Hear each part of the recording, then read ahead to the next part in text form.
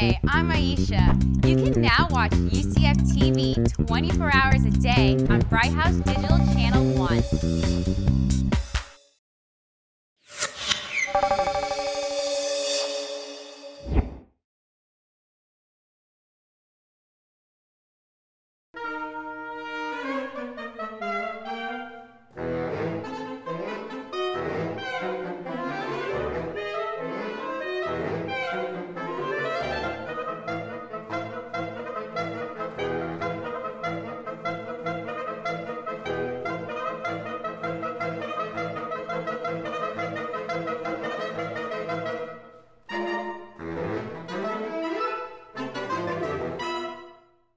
Hello everybody, I'm Charna Davis. We see welcome to UCF Expressions. Well, if you love art, if you love culture, if you love travel, this is the time. You don't want to change the channel because you get to do what I get to do, is live vicariously through somebody who's done something so incredibly cool and wonderful.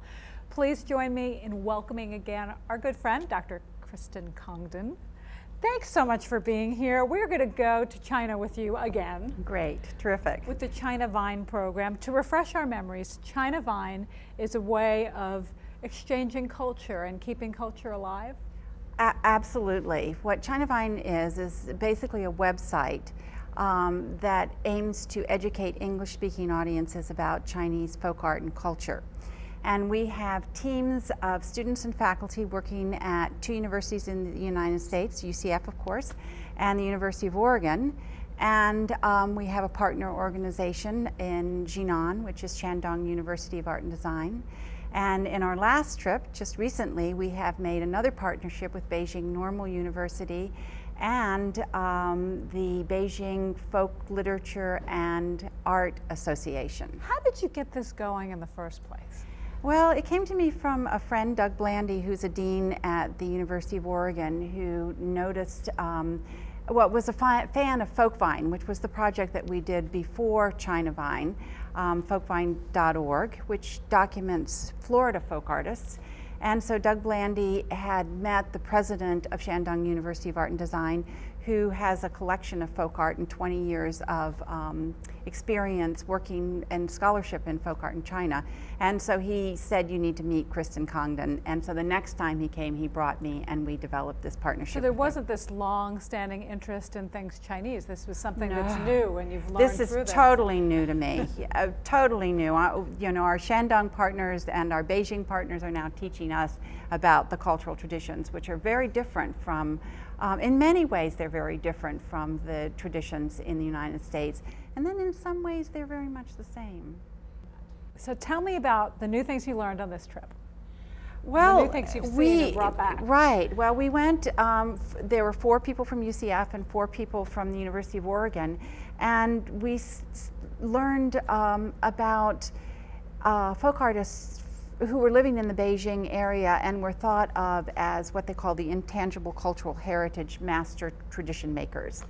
And so, for example, we met a mask maker who makes 80% of the masks that are in the museums, contemporary masks that are in the museums now. Wow. Yes, I mean, and he has, instead of just him doing everything, he actually has 20 people working for him who paint the masks that he designs. And so this is one of his that I purchased. It is Mu Kui Ying, and I've decided that I'm going to start buying all kinds of things about her. She is obviously a character in many of the Peking operas, and she's a warrior woman, and so she's somebody that lots of people really, really love. Well, that's something also that's different with this Chinese folk art. It is very deeply rooted in tradition and symbolism, and it's not necessarily something somebody just sits down and says, I'm going to do a mask, I'm going to make somebody up. No, one of the things that we were so surprised about is that the opera is so pervasive throughout all of China, at least the parts that we've been to, and that people in the little villages down dirt roads know the Peking opera, as well as the people in Beijing and the big cities. And they all know how to sing it. And so it's something that the children learn about very, very early. I wonder how that is. I wonder how, I don't want to say how we go wrong in our culture. You know, we kind of go through something and we forget about it or dismiss it as old school when they revere the things that they're ancestors revered. They very much do. But there are some interesting tensions going on amongst these, the newness and the oldness now in China. For example, I was talking to one mother, one of our, the folklorists from the Beijing Normal University, and she was saying that now they have said that the the Peking opera must be taught in all the schools, and the government is mandating this. And some people are saying that that's not what they want their children to be spending their time on. Not that it's not important, but that maybe it doesn't belong in the schools. So you are seeing change. China's changing so fast. Dramatically. And dramatically. So you've seen a change in the what? It was a year between the times you went? Or not right. even? Well, the first time was about 8 months between the first and the second time, and then a year between this time and the last time. So in about 2 years. Yeah. You've seen incredible change. It just the building, even the airport in Beijing. My gosh, it used to be that we were pushing each other and there was no space to even get in the lines. And when we left from Beijing, the Terminal 3 building, which is the largest airport in the world, and gorgeous, in the shape of a dragon. Oh, really? Yes. Just absolutely spectacular. So you can see that as you're landing? Well, we didn't land there, we landed in Shanghai, okay. but you probably could see it if you were landing, but it was just absolutely amazing. The dragon's tail goes out to the terminals, and it's, so you've seen a lot of difference in 2 years. Yeah, and there's this energy that they have about becoming new and becoming modern, and the economics being brought up in the way of living. And yet when we were in Beijing, we stayed in a hutog, which is the traditional community, and they have the public bathrooms. And when you move out of the hutogs into the high rises, of course, you have your own bathrooms. And we were hearing from some of the people that they miss this community gathering space that they have, where they talk about their health and they see other people and they take their baths and get massages. And so some people are leaving the high rises and going back to the hutogs to do the public bath experience. Getting that all over again. Show us what else you have. Well, these came from a water village right outside of Shanghai. And this is a UNESCO site.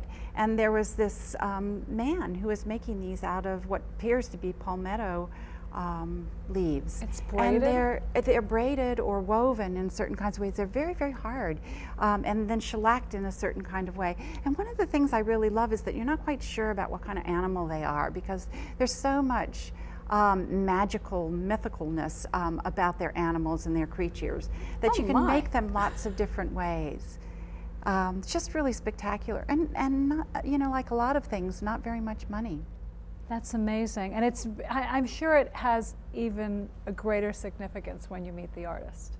Oh, absolutely. And all of these things we bought from the artists, and that's one of the reasons why it just, as you say, is so special.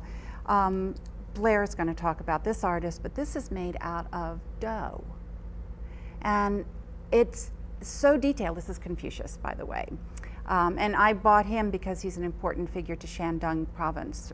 He was born there, and so many of the things that are done in Shandong province have to do with Confucius. But you can see, it's just amazing. Even the little teeny fingers are so carefully done. And this again is an artist who has learned through the generations and is known as one of the most revered artist in China, and he's going to be demonstrating during the Olympics, as is the mask artist. So last time you were here, you told me and showed me pictures of the artists actually working in the streets, and that's how you found them. Is that how you found these people as well? No, we found these people through the Beijing Folk Literature and Art Association. Our contacts at Beijing Normal contacted a Mr. Yu, who is in charge of 200 artists in Beijing, and he knew that we had a couple days to spend visiting artists, and so he set them up for us and drove us around to meet them. And so it was quite an honor, because these are, you know, the highest level of folk artists. These are the famous guys. These are the really famous guys that are going to be on the Olympics, and they were each so generous with their time in telling us about the traditions. They are just amazing. The generosity of the people, I guess, is one of the things that strikes everybody when they go there. And I love taking students there in particular, because it's such a wonderful opening experience for them to learn about this other culture. And we hear different kinds of things, I think, through the press about China than we experience. Because it's true, what we hear through the media, really political. It is. Political right. stories. Yes. We don't hear about the people. No. And from the people in the smallest villages to the people who are very, very wealthy and have done very well in Beijing or in Shanghai, everyone treats you just with the most generous spirit of anything that I have ever experienced. And I've been on most continents in the world and have been very, very fortunate in my travels. But in China, it's just so striking how they want to take care of every little thing. Even to coffee, which is one of my things that I need when I'm in China, which is hard to get. You have to go looking. They're starting to get the Starbucks, but they know in Shandong when I'm there to serve me tea, but also serve me coffee at the same time, so I get coffee and tea together. So you didn't experience any anti-American attitude or sentiment at all? No, no. If you get to know somebody well, they might ask you about our politics a little bit. But they are very clear to say that from everywhere we go, that the Americans are our friends. How long were you there this time? 2 weeks. That's not enough, is it? It's when you not think of how enough. long you're on the plane to get there. Well, it takes a very long time. Right? But it's very hard to get 8 people's schedules together to Right. get 2 weeks over there. I bet you the kids are clamoring to go. Well, yes, and That's fun. they absolutely love it. And if I could send the whole team, which is about 16 students and 4 to 8 faculty, they come off and on, I would just send them all the time. I've met some of your students. We're going to meet a couple more in a few minutes, and they tell me that this changes their life. Yeah. It's a life-changing experience. It for them. really is. And I bet it's doubly so for you, for yourself, and for them. Well, I love it for a number of reasons, not just for what it does for me, but when I can see what happens with the students when they're able to go over there, or even when they're not able to, but when they work with the information. And they also get to work in this collaborative team that's not just a team at UCF, but it's a team that also works with scholars at the University of Oregon and at our partners in China now. Because that's the world they're going into. It's very different than the world you and I went into after we finished college. It's a smaller world because most likely they'll be doing business with people from a whole different culture, a whole different world. Yeah, and we're learning a lot of things about tradition and culture and how to interrelate with people in ways that surprise us.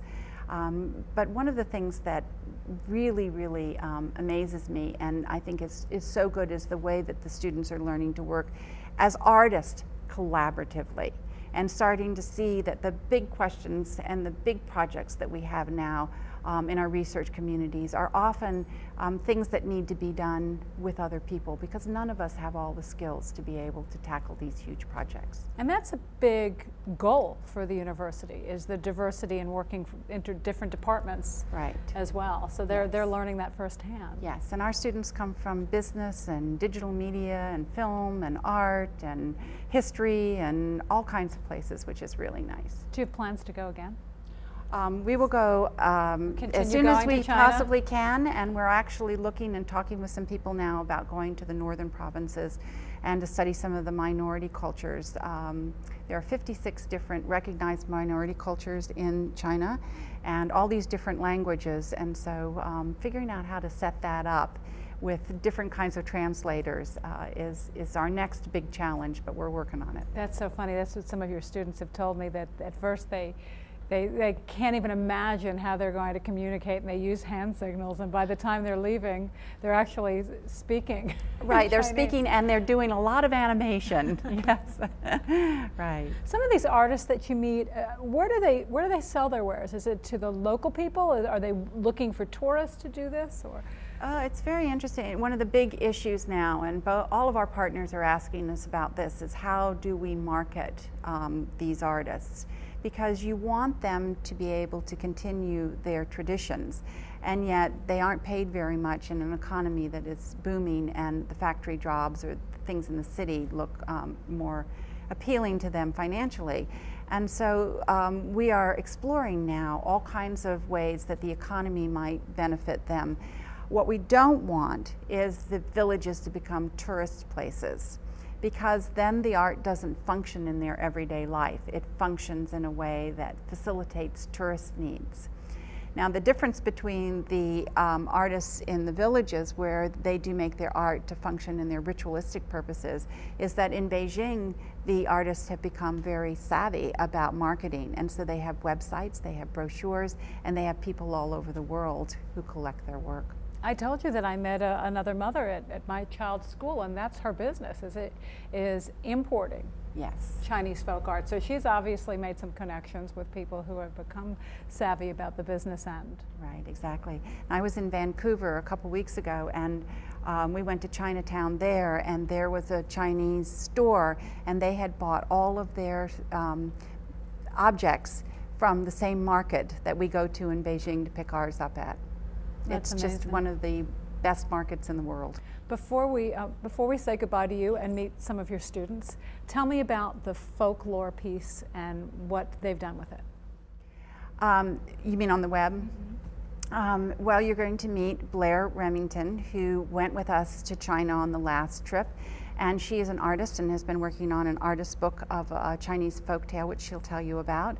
And she's also an amazing photographer. And so she's going to talk about some of the artists and our experiences visiting them in the studios. And then Jackie Baskell is a digital media student, and she is now our lead web designer, and she's posting things that are coming from all of our travels and helping do the design on the website, and so she will talk to you about that. So here comes the living vicariously part. Here's the worker bees, yes. Dr. Congdon, thank you so much. We'll say goodbye to you for now, and don't go away, because you're going to meet the kids that are making this happen, and you've got to see their work. Don't go away.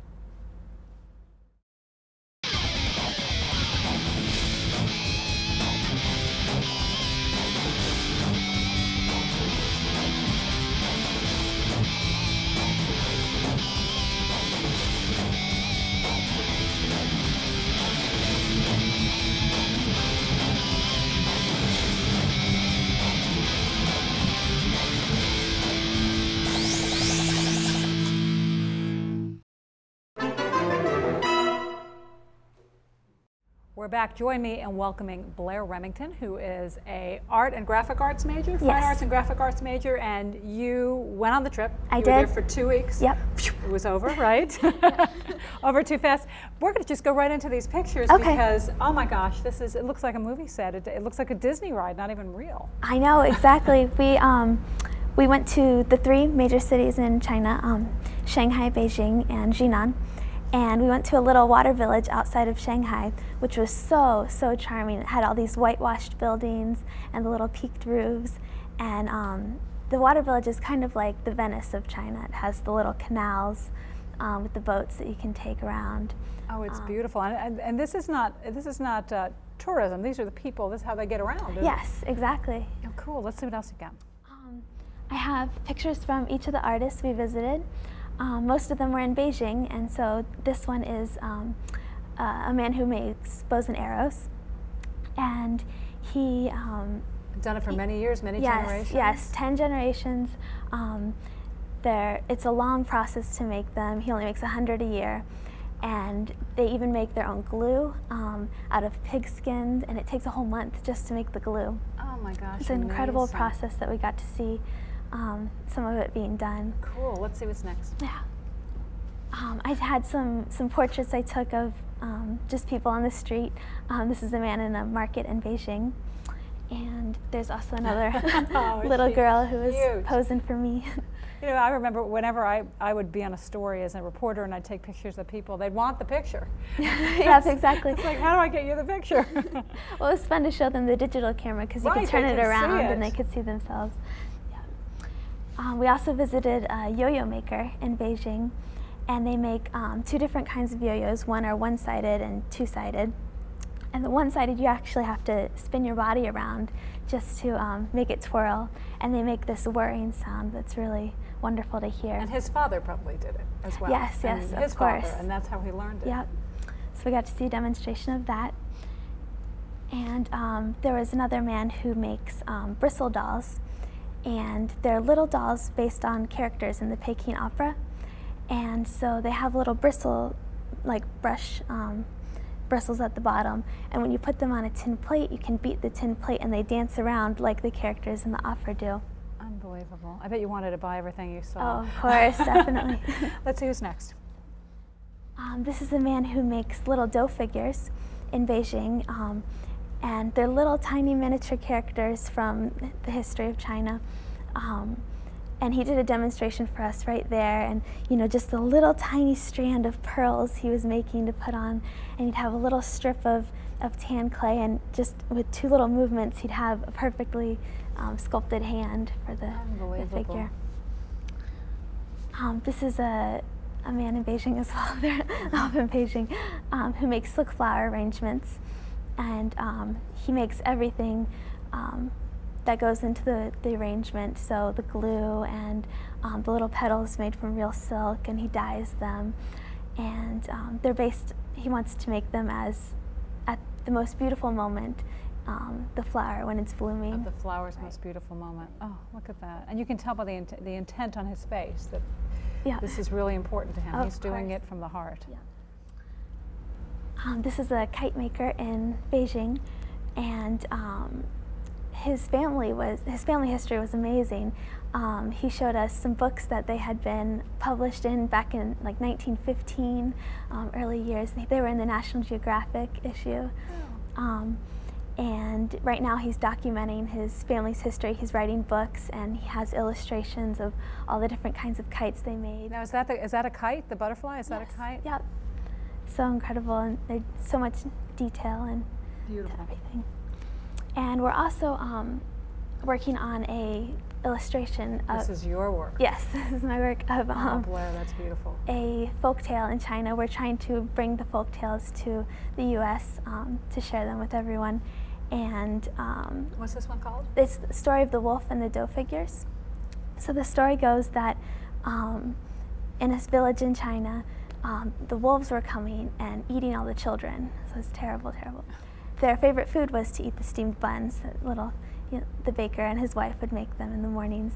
And so in order to fool the wolves, they made the buns into the shapes of children and gave them to the wolves with poison inside in order to make the wolves go away. Our fairy tales are pretty frightening too, when you really think about it.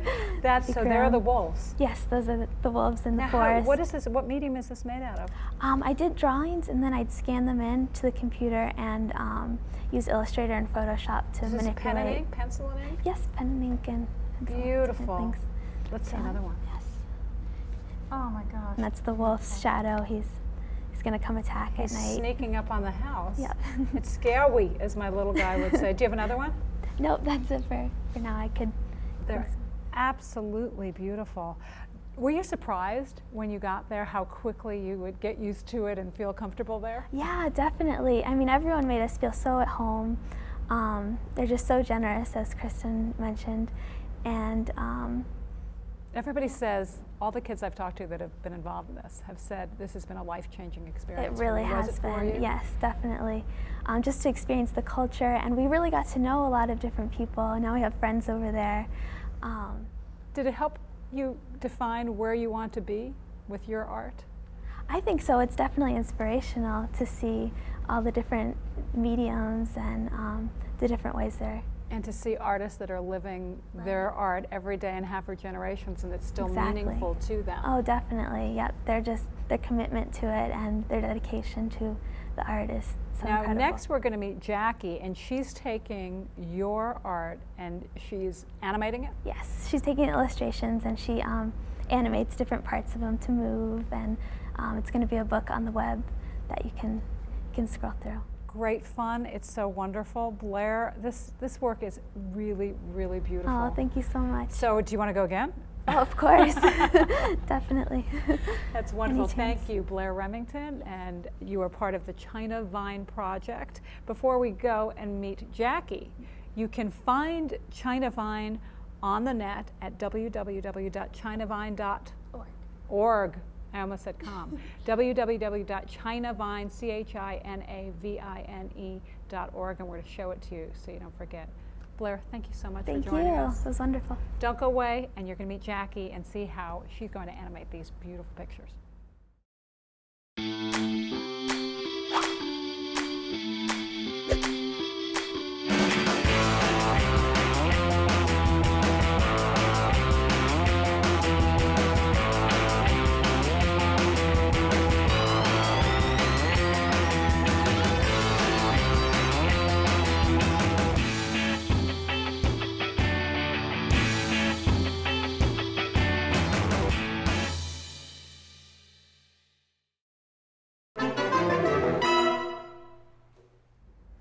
This is Jackie Bacall, and she is going to make Blair's pictures come to life so you can see it, or has made it come to life so you can see it on the internet. I bet it's so hard for you to see all these pictures and hear all these stories, and you didn't get to go. Well, not yet, but hopefully, hopefully. But you know what? So many times you can almost feel the energy. Was it like that? You could actually feel like you were there? Yeah, especially since I'm dealing a lot with the videos on the website, and also I'm making slideshows. So I'm going in depth with all the photos, and I'm spending so much time with them, making the videos and everything, posting all the content on the site. I'm reading some of it as I go along, so I'm really getting into it. And I'm really excited. I really would like to go. You probably are going to spend more time there, figuratively, than them by the time you're done. Possibly, yes. More than the 2 weeks. Yes.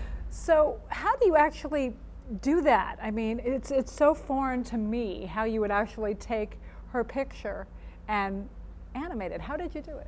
Basically, we wanted to do like an animated book. So what I have done is put her illustrations on there, and just like a book, you have the text underneath, and you can take the mouse and you can take the page and you can flip it. So it's just like a book online. So you can flip it around. And some of the little details, like you see a bird flying, so it's like animated, just simple little animations just to make it move and more interesting. And it's more towards a younger audience would enjoy it, but anyone would too as well. So did you add the bird? Or did she have the bird there and you made it move? Yeah, she had the bird there and I made it move. Well, what's your major? That's amazing. I'm digital media and marketing.